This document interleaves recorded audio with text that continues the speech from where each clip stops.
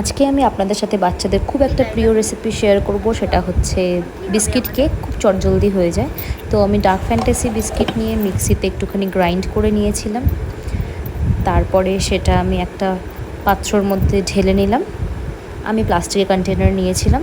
আর ওই পাশে গ্যাসের মধ্যে আমি একটুখানি কড়াইটাকে প্রিহিট করতে বসিয়ে দিয়েছিলাম, এরকম গ্যাসের স্ট্যান্ড দিয়ে।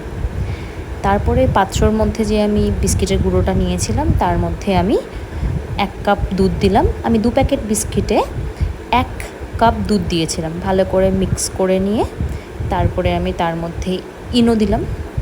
ইনো দেওয়ার পর আরেকটু সামান্য দুধ দিয়েছিলাম।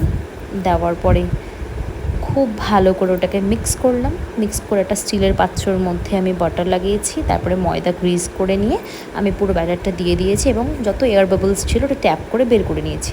তারপরে কড়াইয়ের মধ্যে ওটা বসিয়ে দিলাম। ম্যাক্স টু ম্যাক্স 45 মিনিটসের মধ্যে আমাদের কেক রেডি হয়ে গেছে।